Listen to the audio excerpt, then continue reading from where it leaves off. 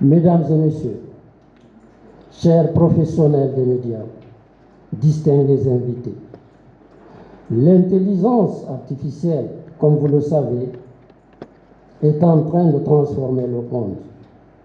Elle bouleverse nos façons de travailler, d'apprendre, de produire et même d'informer. Des secteurs comme la santé, l'agriculture, l'industrie, l'éducation et bien sûr les médias sont en pleine mutation. Aujourd'hui, nous assistons à une véritable révolution dans le paysage médiatique mondial.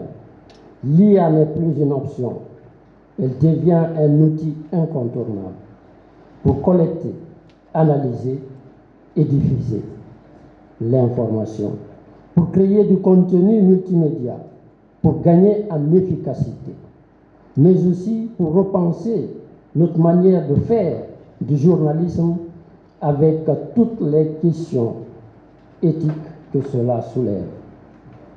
C'est dans ce contexte que l'Association guinéenne pour la défense des utilisateurs des technologies numériques, Agibitin, en partenariat avec l'Association guinéenne de la presse en ligne, Agipel, organise à l'occasion de la Journée internationale de la presse, célébrée le 3 mai de chaque année, un atelier de formation et une conférence débat à Conakry à l'intention de la presse nationale. Le thème central de cette rencontre prévue les 5 et 6 mai pour l'atelier à la Maison de la Presse et le 7 mai pour la conférence débat à l'Université Kofi Annan de Guinée, UCAS, est l'appropriation de l'intelligence artificielle par les professionnels de médias. Outils, défis éthiques, meilleures pratiques.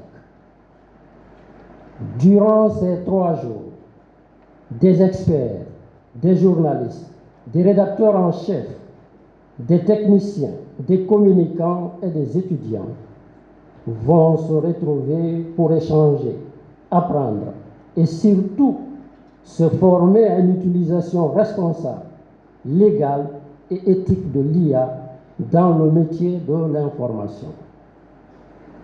Notre objectif est simple: permettre aux professionnels des médias de mieux comprendre les outils d'IA, d'en tirer parti dans leur travail et de les armer face aux défis qu'ils posent. L'apprentissage de cette technologie révolutionnaire est devenu primordial pour les journalistes que nous sommes. De nos jours, sa connaissance n'est plus une question de nécessité, c'est désormais un impératif d'efficacité. Cette formation représente donc une opportunité rare et une étape importante dans le développement de notre presse. Grâce à l'IA, le journaliste pourra gagner en productivité, créer du contenu enrichi, générer facilement des images et des vidéos pour illustrer ses articles. Elle permet aussi de mieux détecter les fausses informations que nous appelons communément fake news et de lutter plus efficacement contre la désinformation et facilitant la vérification des sources. La technologie évolue vite. Le journalisme doit suivre sans perdre son âme. C'est dans ce sens que nous avons besoin d'un journalisme plus éthique, plus innovant et mieux informé. Pour réussir ce pari, 3 éléments sont indispensables: former, outiller et responsabiliser. Et c'est l'option que nous avons choisie afin de permettre aux professionnels des médias guinéens à faire face aux exigences actuelles et futures de la révolution technologique. Par ailleurs, il est important de noter que Cette rencontre sera sanctionnée par l'élaboration et l'adoption d'une charte d'utilisation de l'IA par les professionnels de médias guinéens. Cette charte, une fois adoptée, servira de bréviaire ou de référence pour une utilisation réglementée de l'intelligence artificielle, conforme aux pratiques, aux principes éthiques et aux standards technologiques de la profession. C'est pourquoi, au nom du comité d'organisation que j'ai l'honneur de présider,